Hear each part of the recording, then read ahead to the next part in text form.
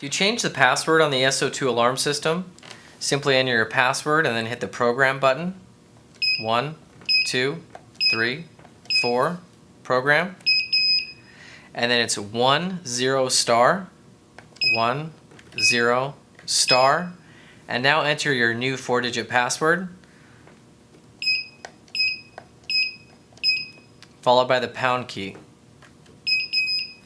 The double beep lets you know the system has accepted the new password, and now that new 4-digit password is how you arm and disarm the system and go into the program menu. The default 1, 2, 3, 4 will no longer be needed.